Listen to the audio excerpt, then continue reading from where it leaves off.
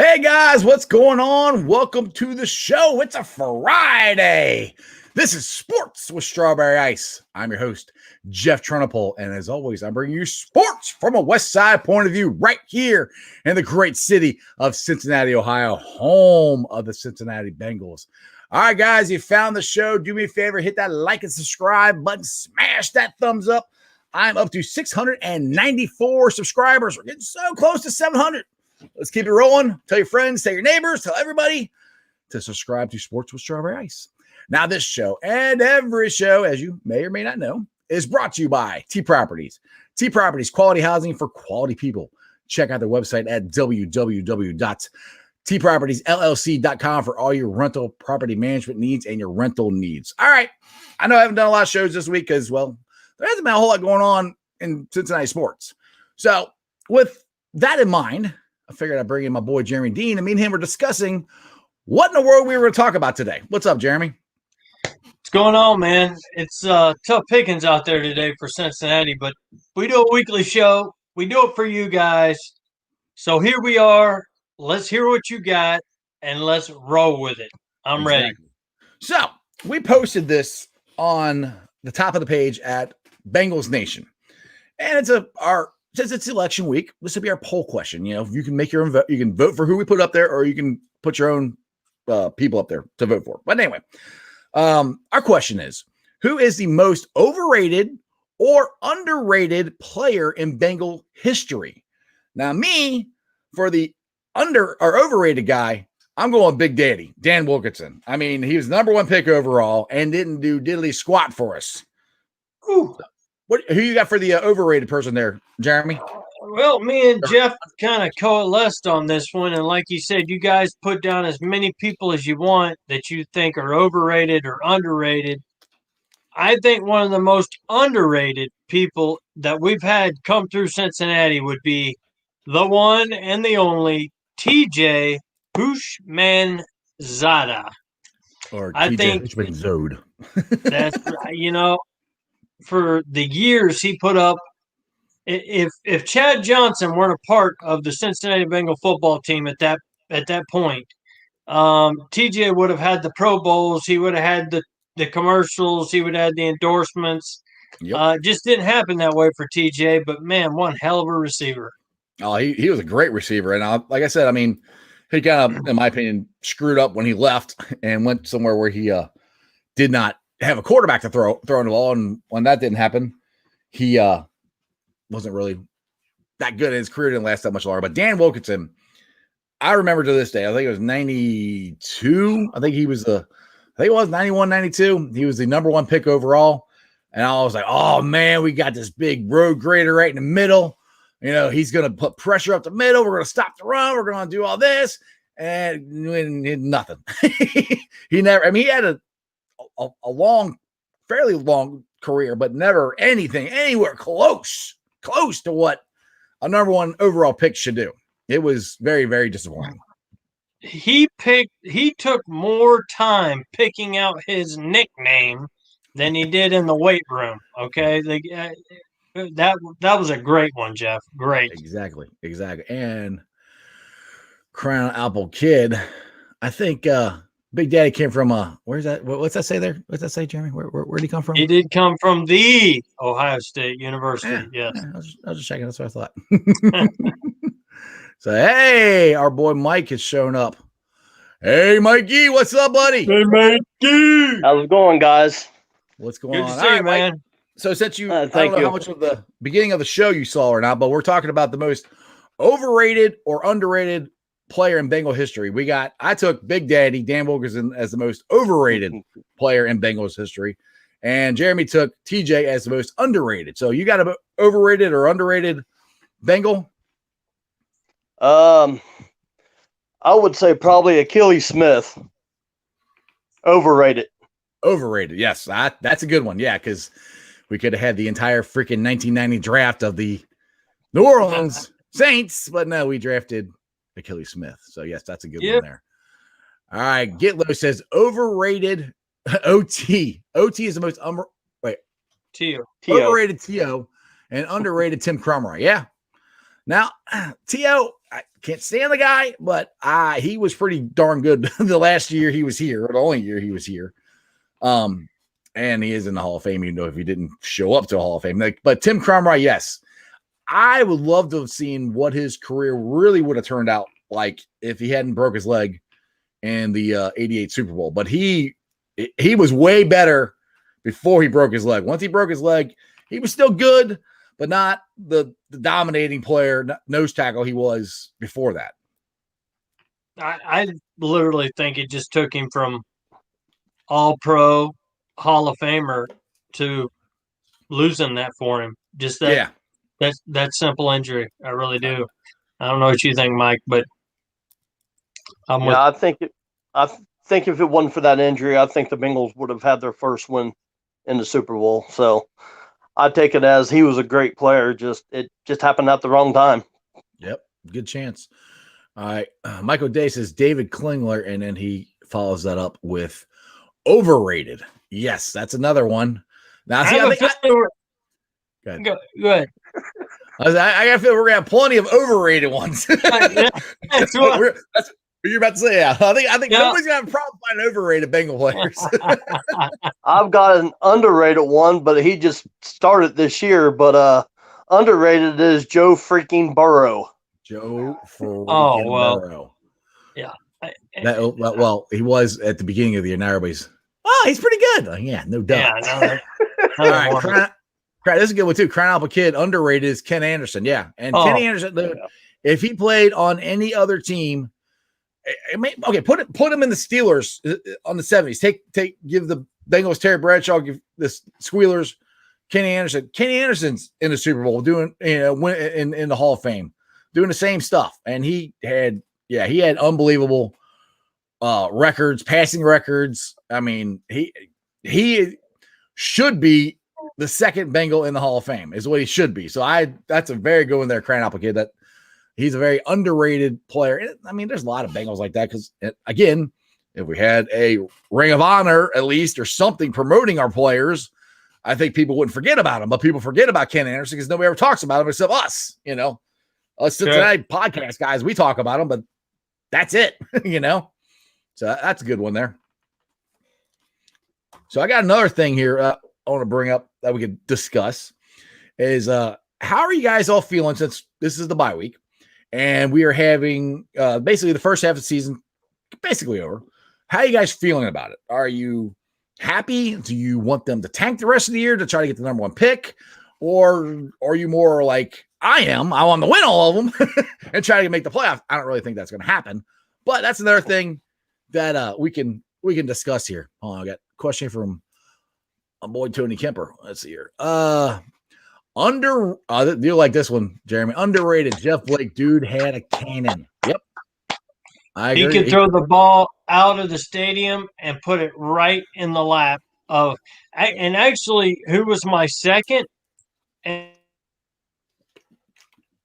I almost for the second underrated player was going to be Darnay Scott. Yeah, Darnay Scott was another really good one. It was him and Carl Pickens, and Jeff Blake. Shaking Blake was throwing him the ball, and dude, he had that nice deep ball. It would just like you said, it was like drop it out of the sky. And he used to say it all the time. He's like, it's the best deep ball in the NFL. I got some more here. Crying Apple Kid.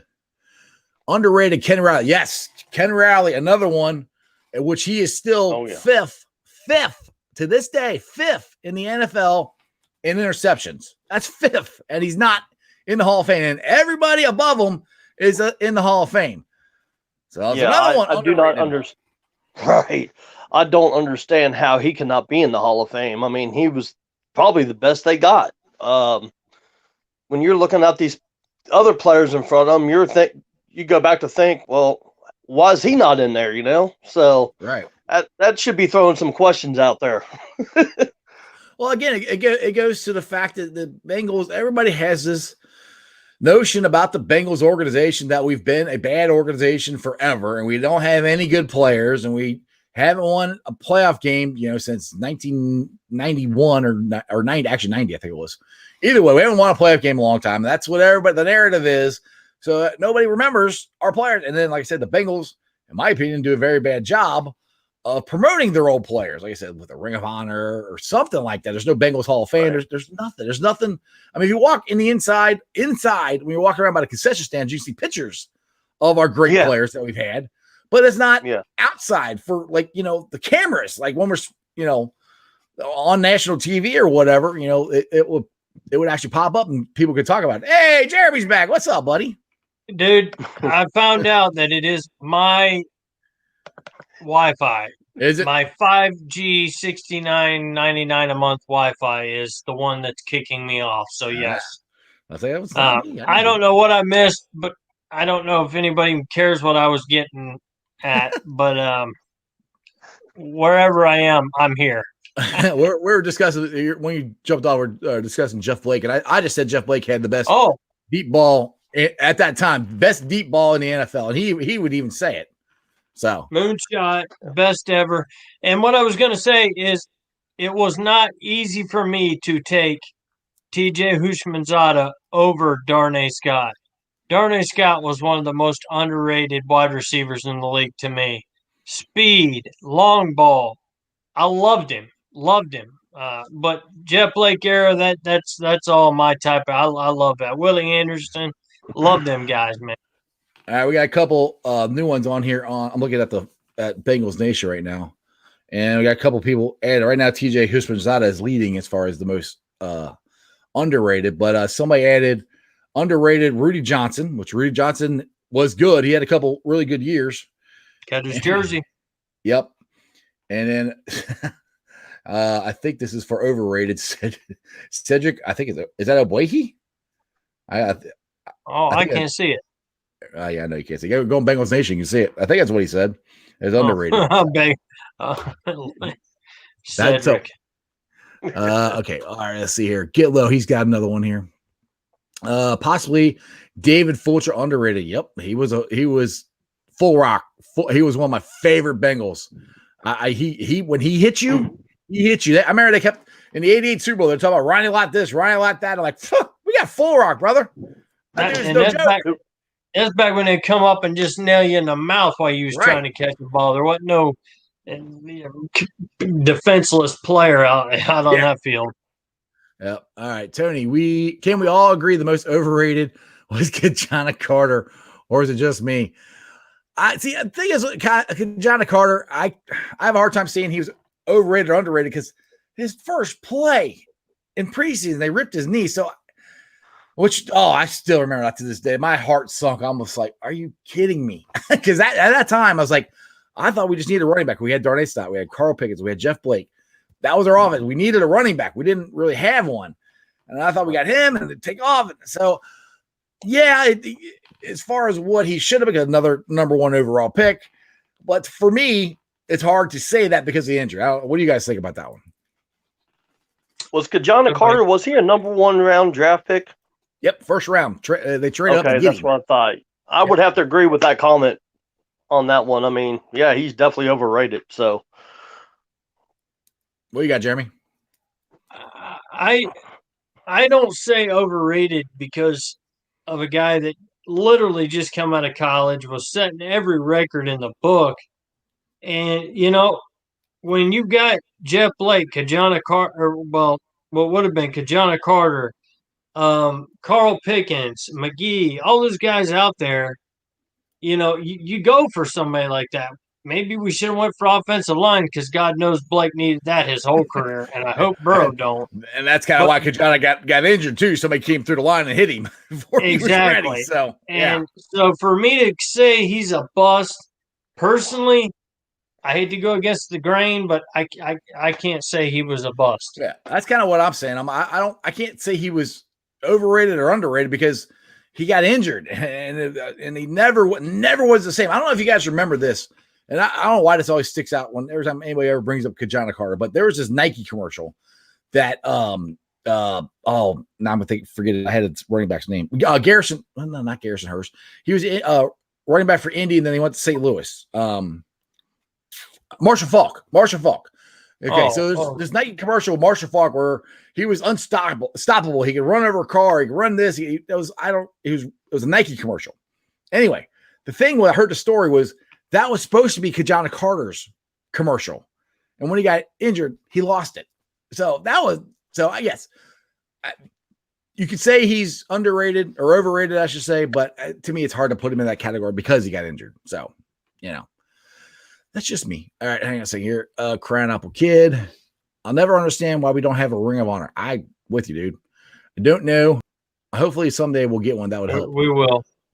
You would have to talk to Mike Brown about that one. Yeah. Another underrated is Kevin Walker. He's the guy who caught Bo Jackson.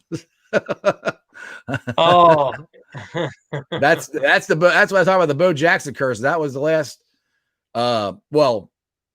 The week before that we beat the Houston Oilers, and then we went to Oakland or LA. Sorry, they were LA, and lost to the Rams. Lost to the Raiders, and we injured Bo Jackson. So I always say we have the Bo Jackson curse. Overrated John Ross. Yeah, I knew that was going to come up, but yeah, it's hard not to say. We're going all time though, guys. So I mean, all time. So Cincinnati's got a long history of some, unfortunately, some good and bad. So right. yeah, keep them coming. We like that. One thing somebody said while your internet was messing up there, Jeremy. Somebody said Ken Riley. I said that's a really good one because I said to this day he's still number 5 all time on interceptions on the history of the NFL, and all 4 guys in front of him are in the Hall of Fame. Yeah. So, and to me that goes to he's definitely an underrated player, but it also goes to the fact of the narrative that the Bengals are this terrible organization. We've never been good. We can't win a playoff game. We don't have any good players. Yada yada yada. So that's where there's a lot of, if you really look, I mean, Isaac Curtis could be another underrated wide receiver. He's original 85. He's another guy that could be in the Hall of Fame, or at least considered. And they don't even get considered for it.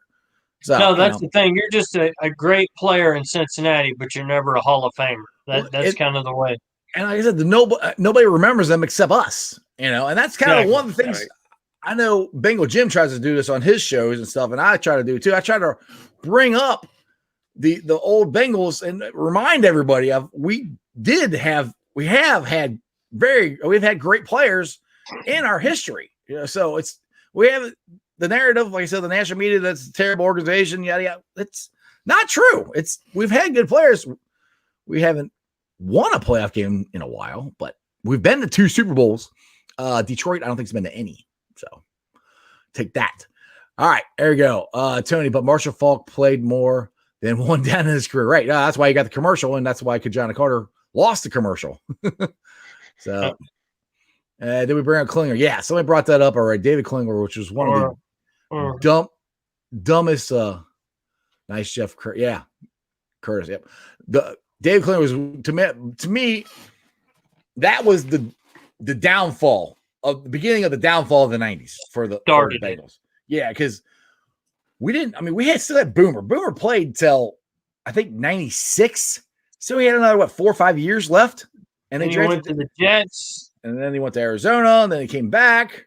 So he was still a good quarterback. There was no reason to draft David Klinger. And the thing is, how the Ratbirds have designed their offense around Lamar. The Bengals wanted David Klinger to change what he does good to be, designed around their offense. And that's not the way it works. you draft a run and shoot quarterback, is what he was, then you should have installed a run and shoot offense. And the Bengals didn't do that. And that was the beginning of the whole downfall. That was just Then from there it went from Akili Smith to all Neil O'Donnell and Paul Justin, and we couldn't fill anybody that could come and run the football or throw a football. We'd bring them to Cincinnati. Right. I'd never seen so many quarterbacks in my life than I saw in the 90s and early 2000s. And that's another thing where I keep saying I said this in the summertime where they said, we're going to ruin Joe Burrow. Quarterbacks go there to die. I'm like, in the 90s, yes. But since Marvin Lewis got here in 2003, we've had to run 3 really good quarterbacks: Carson Palmer, Andy Dalton, and now the great Joe freaking Burrow, who's probably the best out of all 3 of them. So, again, the narrative that we're a bad organization, not true, and we ruin quarterbacks, not true.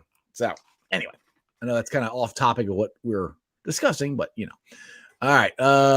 Overrated Odell Thurman, great player, but screwed himself. Yeah, man, Odell Thurman, he would have been. You guys remember that rookie year he had in 05? Odell Thurman was, I think, we had 2 linebackers that year. We had he works for ESPN now. David Pollock.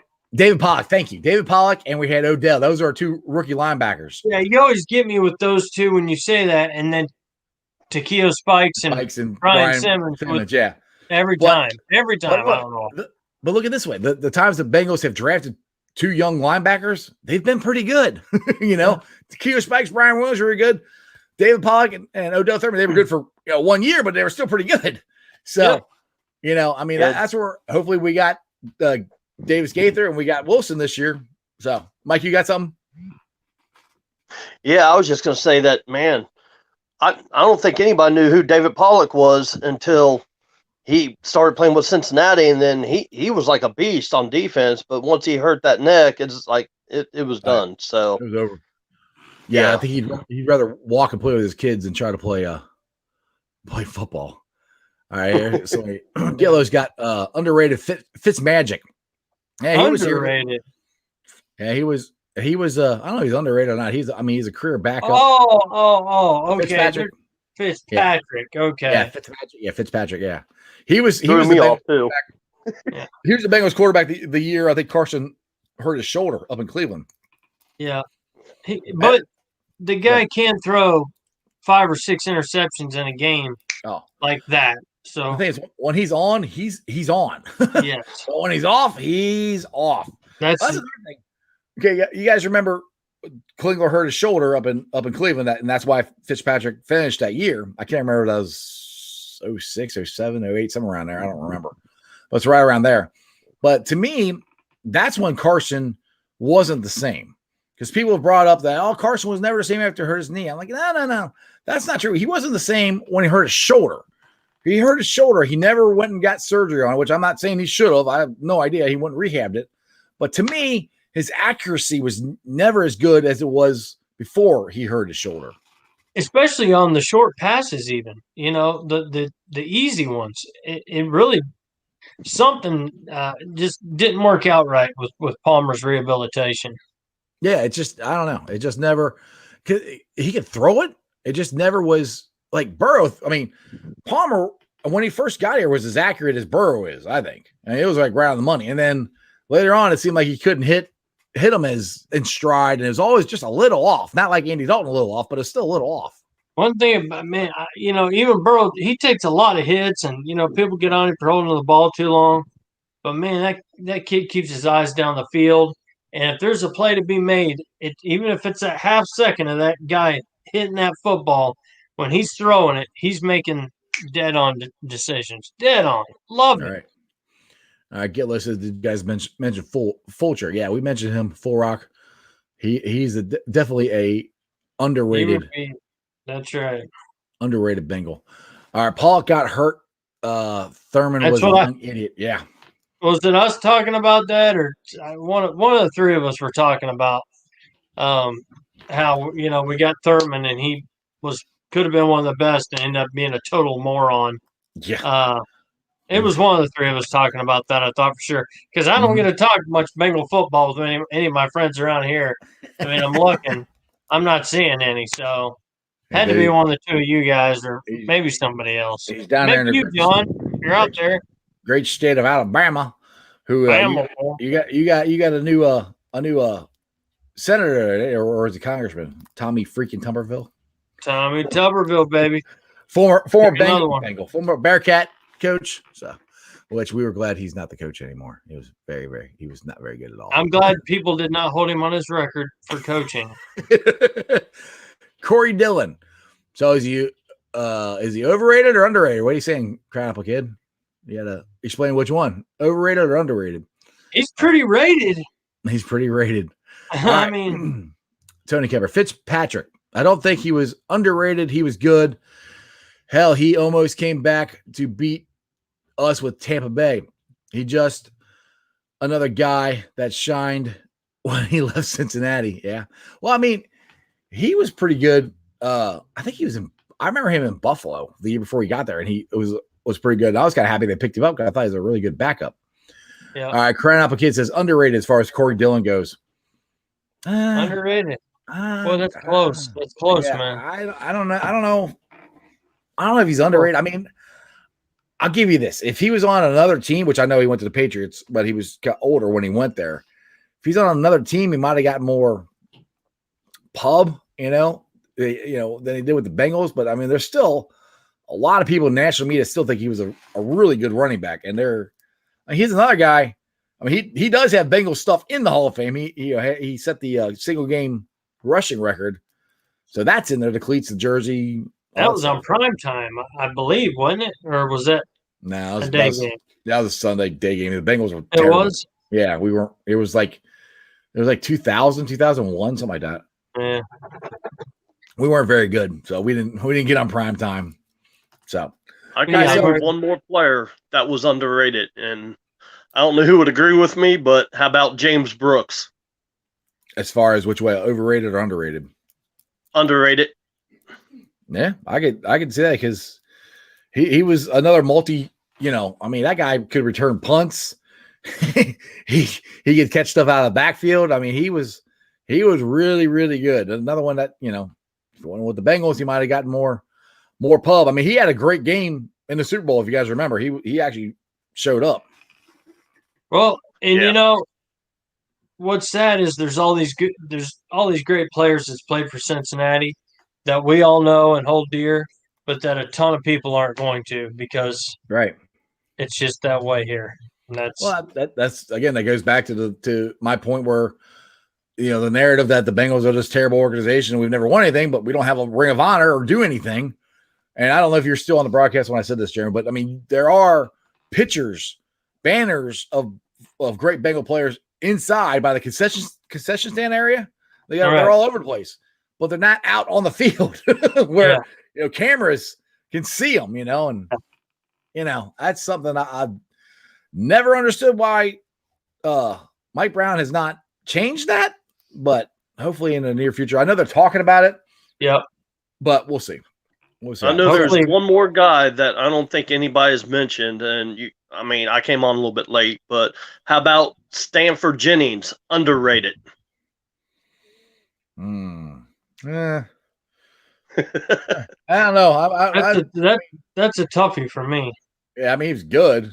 I mean, the biggest thing he's known for is the kick return in the '88 Super Bowl. So I don't know if he's I wouldn't consider him underrated. I mean, he was good. I mean, not great. He was a good player, right? So I don't know. I mean, that's something to discuss as we're having this conversation for. So I got a question for you guys. I kind of mentioned, and we haven't got to it yet, but I asked you guys, how are you feeling? After the first half of the season, excited, disappointed? Should we just tank the rest of the year? Should we try to win the rest of the games? And which, if we do that, we make the playoffs. But that's a long shot. What do you guys think? Go ahead, Jeremy.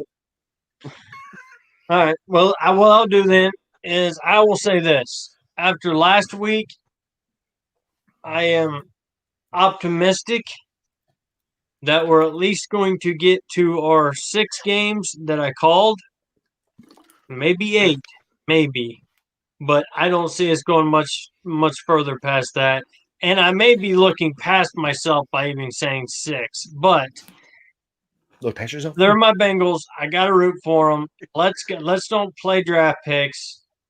Let's try to win. But if we don't win, it's almost a guarantee next year this team's going to be really nasty with a lot of good parts and a lot of good players. So, what do you got, Mike? Just looking at the second half of the schedule, there is no reason why they can't go 8-8. I mean, the only team they would probably have problems with is probably Baltimore and the Steelers. But they got the Steelers. You're not supposed to cuss on the show. You can't cuss. No cussing allowed. Okay. The Squealers. The Squealers and the Ratbirds. Let's get it right. All right. Continue now. Okay. But I'm still holding on to my prediction. What I said before the season started at 8-8. So I would say 8-8 wild card. Yeah. If we go 8-8, I don't know if that gets us to the wild card. I like I said, the chances of us making the playoffs, I think, are gone. I don't think that's going to happen. You got to win like every game, and that includes beating the Squealers twice and the Ratbirds once. So I don't think we're going to make the playoffs, but I do think we have a chance of winning every game except against the Squealers and the Ratbirds. Because now we'll find out. I'll be glad to be wrong, and I'm very, very interested to find out how Joe Burrow handles the Steelers' defense. Because it's a lot like the Ratbirds, and we'll see how he does. That to me is going to be a big indication of the growth of him and the growth of the team and the growth of the offensive line, because we got Spain, and that dude learned the playbook in 5 days? That's pretty good, So he could. I'm not saying he's going to fix the entire offensive line or any of that stuff. Don't go nuts on me or anything. But the schedule is fairly easy except for those games. I mean, Dallas is going to be kind of hard, but the rest of them, I think we got a shot of winning more than losing in the second half of the season. Yeah, I mean, the only reason why I said 8-8 was because my confidence with the Steelers is probably a little bit shaky on that, but I believe in these guys. Nobody thought they would beat the Tennessee Titans. They wound up beating them. And, of course, Jacksonville, they're kind of down this year. But the way they ended the first half of the season going into the bye, that brought a lot of confidence to me. So I don't know what you think, Jeremy, but I think it's a good point. Tony's got 8-7-1 for Tony Kemper, so I'll have to write that down. Mark the tape. Tony Kemper, 8-7-1. Mark the tape. Thank you.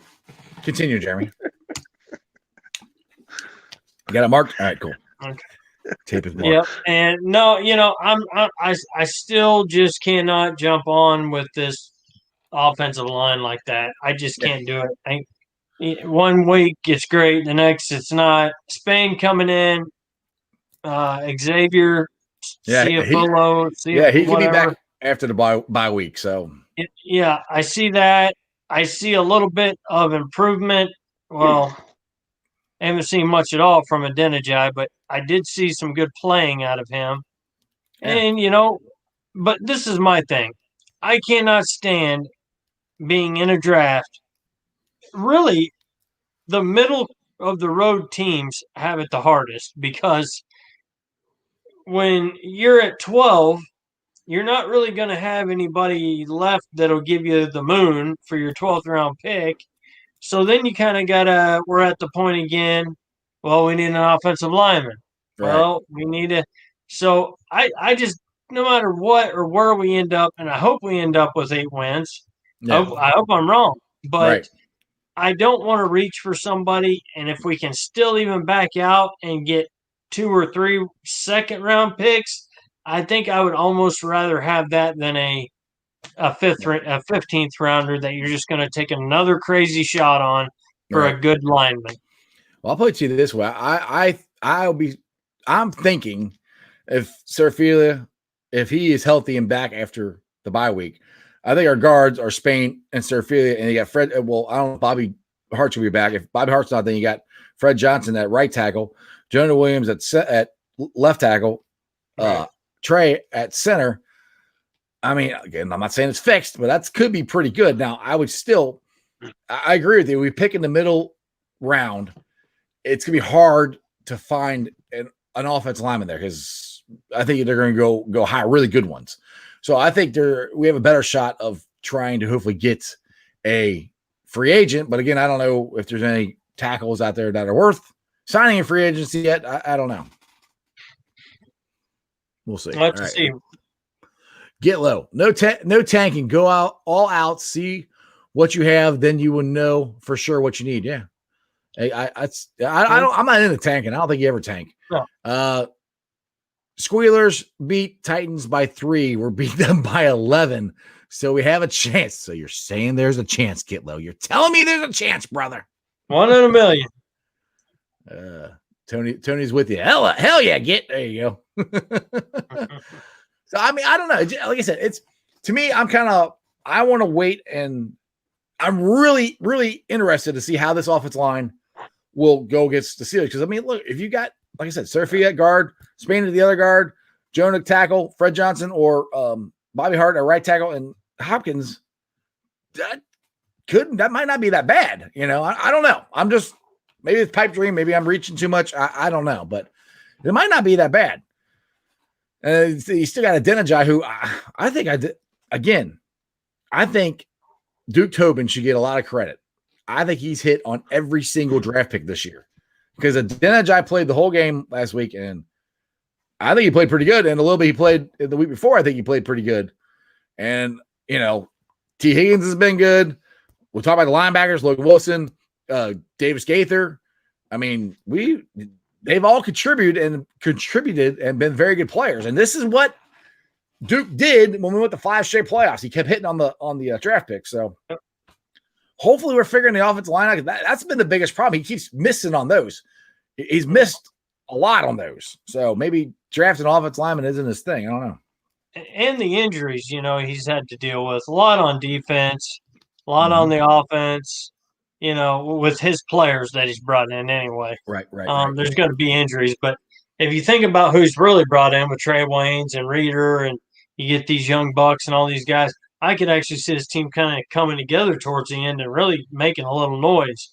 With all the injuries, that's the only thing that worries me a little bit. I do like that we had a great draft class, which means we don't have to have a perfect one next year. But if we get a few right, we're going to be that much better. So that's what excites me. I don't know what you think about it, Mike, but I think if we have the draft that we have next year that we had this year, I think all the NFL teams should be watching out for a team from Cincinnati. Yeah. I mean, the thing is, though, if you really think about what I'm talking about with the offensive line, if our guards are fixed, our left tackle is fixed, our center's fixed, we all got to fix the right tackle. That's way better than what we're talking about at the beginning of the year. Now, like I said, we got to go through the whole season. I'm not saying this is all going to work out. I don't know, but I'm saying I think there's a chance. And I'm saying there's a chance that moving forward, we might only have to really replace our right tackle. But then again, I'll say it this way. I'm not a Bobby Hart fan at all, but when Bobby Hart has had a good guard next to him, he hasn't played that terrible. I'm not saying I still think we should replace him, but so I don't know what the Bengals are thinking, but I still hope they go draft a guy, but I don't want them to reach for him. Like you said, Jeremy, you can't reach for him because when we've done that, it hasn't worked. I mean, Abuehi, Billy Price, Fisher, all these guys are drafted. It hasn't worked. So that's where I'm more, if we, win more games than we lose in the second half, I'm more toward, I hope we sign a right tackle. And then, honestly, if you're in the middle there and we got the offensive line and you sign a free agent right tackle and the offensive line is quote unquote fixed, which hopefully it will be, you can kind of draft for need for not need, but you can draft for the best player available. You don't necessarily have to draft for need. And once you get to that point, that's great, And the Bengals were there, 5 years ago. The problem is the guys they drafted to replace the guys that they let go weren't as good. And that's why we're in the predicament we're in right now. All right. Exactly. All right, Tony. The O-line against the Titans were all non-starters, and against the Titans, if it ain't broke, don't fix it. What's all y'all's thoughts? Well, I've said this before. I'm cool with everybody except Billy Price cannot be my center. He's had 3 years of opportunity. He played good. He still can't snap the ball. He snapped, a couple of really bad snaps to Burrow. So I like Trey at center, and Jonah Williams is a beast. You're leaving Jonah Williams at left tackle. So my offensive line for going against the Steelers would be Jonah Williams, Spain, Hopkins, Surfia if he's healthy, and then Bobby Hart or Fred Johnson. That's where I'm at. So that's pretty much kind of where I'm at myself. I can probably I see a Denijai making it in there, back and forth a little bit, but he played good. But I'm pretty much right there with you on that one. I don't know about you, Mike, but I'm kind of with him there. I agree with both of you guys on that. I mean, you got to have the right pieces to fit. If you don't, you're going to go back to the old way we used to have it. So, yeah, I mean, like you guys said before, we're not that far away. So it's only a couple players here, a couple players there, and we'll be set. So, yeah, I agree with both of you guys. All right. Gitlow, Adeniji had some missteps, but it did not result in sacks. Yeah, like I said, I think he played pretty good for his first start. Ever? Yeah. And you're right about the draft comment, Mike. There you go. But if we hit the draft like we did last year, do that again. Oh, yeah. All right, Tony, love hearing y'all yay on here. Get me. Oh, he's talking about they're on the same pages together. Okay, never mind. I guess they're on different Bengals page. You know what, Tony? If you want to have a private conversation with Gitlow, why don't you guys just go off to your own room and talk, okay? Yeah, geez, get a hotel room.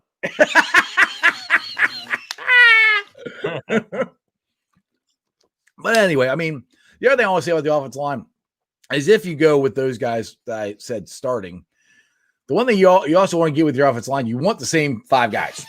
So it creates cohesion, and you don't have to worry about what the guy next to you is going to do. You already know, you're used to it. So if we're going into next year, if we have, like I said, Williams, Spain, Hopkins, and Serafia, if they all work out, which I hope they do, if they do, and you only got to replace the right tackle, that's 4 of your 5 guys that played, hopefully the rest of the season together. That's another good thing about going into next year with hopefully our offensive line. So, like I said, I'm always the optimistic one. Maybe I'm wrong, but it's going to be a big test. When we play the Squealers, that's going to, because Joe Burrow is going to know what it's like. He already played the Ratbirds. Their defenses are almost the same. They're both zone blitzes. You don't know where it's coming from. So that's going to help out that he's already seen it in live action. And hopefully he's got a better handle of it. And hopefully the offensive line has a better handle of it. And if you got Spain and you got Serafia, you got 2 veteran guys who have played. I don't know if they played against them before, but they might have. So I'm sure they've got some experience in it. So it could, we'll see. Yeah, we'll see how the O-line goes. No matter what, will I ever agree or you'll ever hear me say this is the offensive line for us? Oh, no, I'm not saying that. No. But yeah, I'm just this year, where we are right now, I'm right with you. This is what we got. We actually added a couple guys, right. And this is who we're running with. Yeah, we're not even talking about the guy we got from Billy, Seattle. Benny, Billy. Yeah, whatever.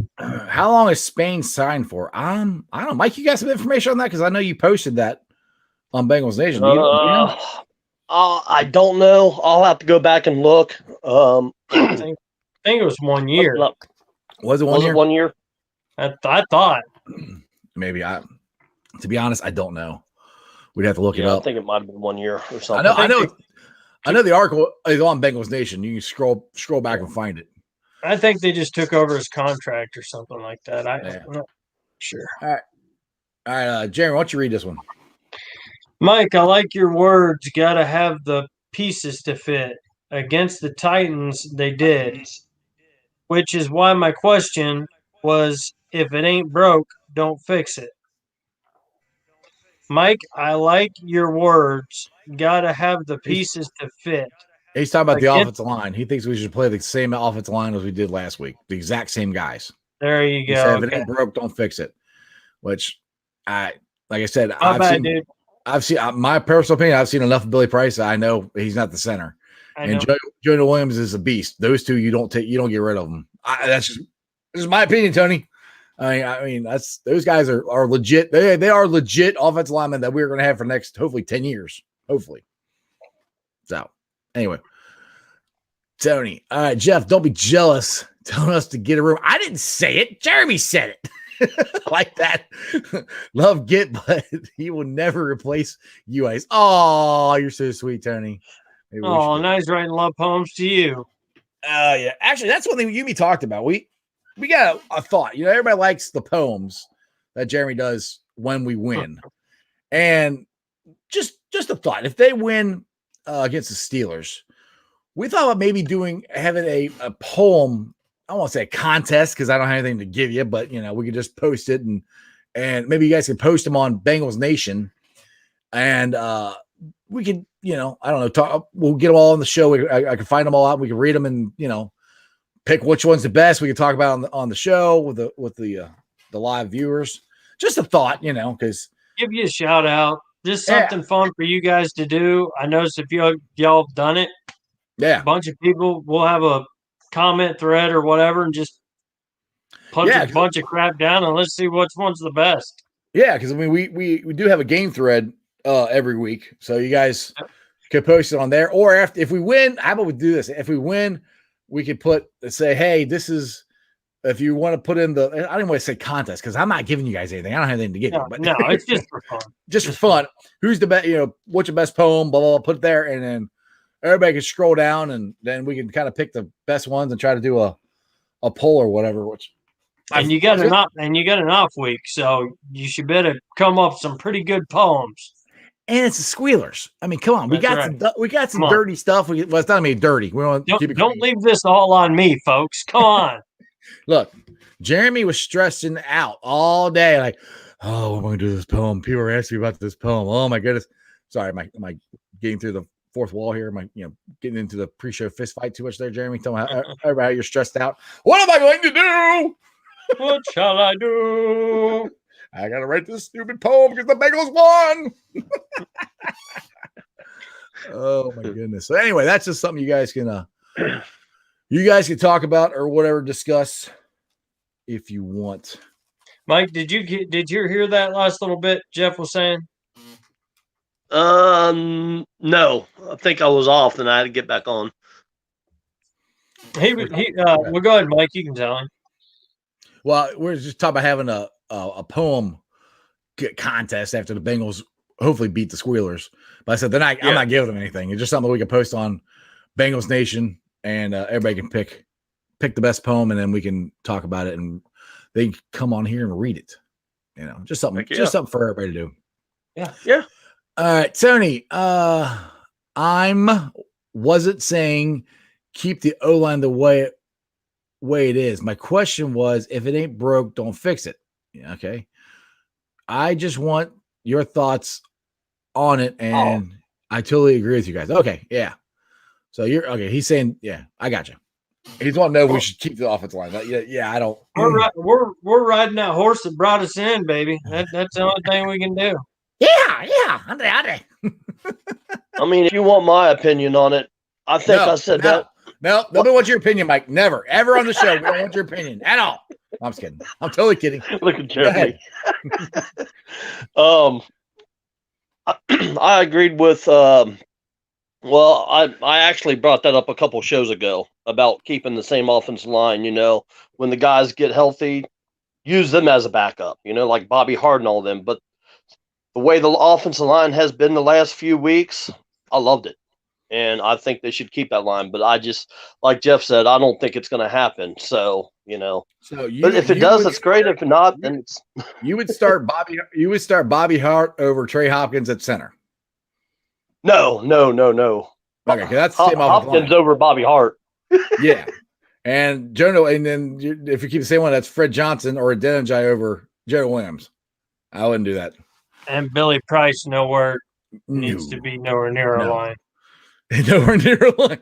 By the way, he did go to the Ohio State again, Jeremy. So we had two busts from the Ohio State, Big Daddy Wilkinson and Billy Price.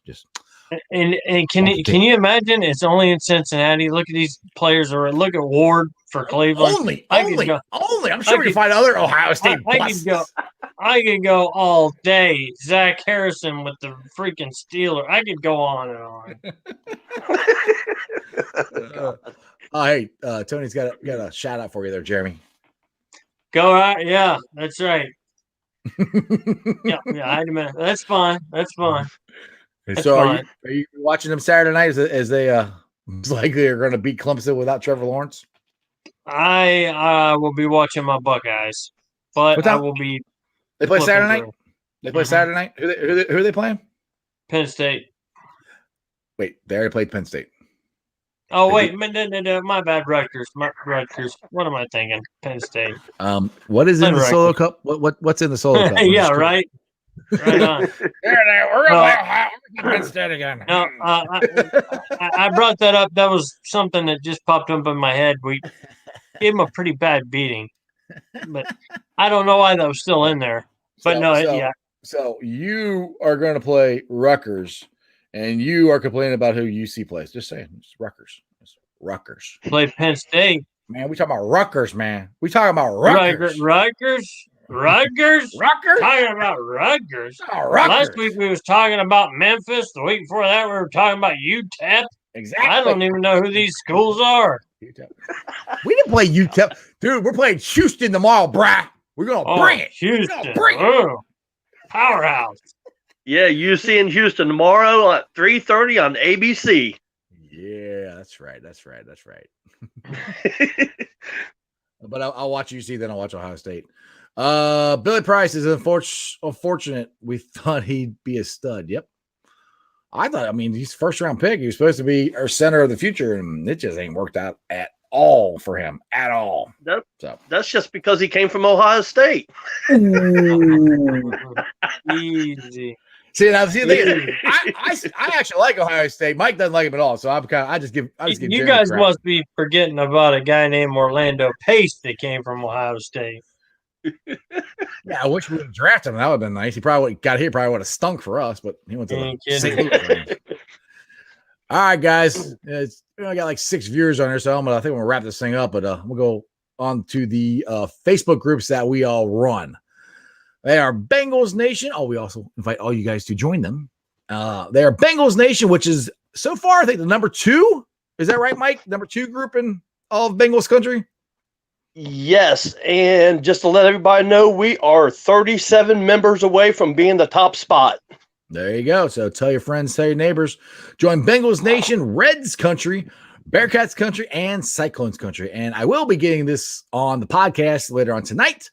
It's on Beanpot, Spotify, Anchor, Apple Podcasts, pretty much wherever you get your podcasts. Do me a favor, give me a 5-star. Give us. I keep saying me. We're on here. Us. Give us a 5-star review. I would greatly appreciate it. And then if you guys want to follow me, I know some people ask to be my friends on my own personal Facebook page. I kind of try to keep that as just my friends. But if you guys want to follow Strawberry Ice, that's my alter ego. I'm on Facebook, Twitter, Instagram, all under Sports with Strawberry Ice. So if you guys want to message me there, you can Facebook message me on Strawberry Ice, Sports with Strawberry Ice, or Twitter, all that stuff. And like I said, YouTubers, we're so close. We're close to 10,000. I'm close to 700. I'm at 694 YouTube subscribers. So tell your friends, tell your neighbors, tell everybody about Sports with Strawberry Ice. Mr. Jeremy Dean, how you doing today? Take us on out of here. Would you please do wanted to remind you guys to definitely go on, though, the poll. The poll? Underestimated. Sorry. Highly overrated. I thought we were going dance or something. Not that poll. It's confusing when you said a poll. I got all excited. I don't even know how to hold a poll. But anyway, get on there. Give us your most overrated and underrated players. And also over the weekend, if we do put up a little announcement to add you all's poems in there, I would love to literally see what you guys come up with. We'd love to figure out which one's the best, throw you a shout out, get your name on the show, something. We'll figure something out down the road. So until then, I'm reminding you one thing, and that is you don't live in Cleveland, you live in Cincinnati, so act like it. Hoo-day, baby. Hoo-day. Hoo-day, and that's just sports, baby. See ya!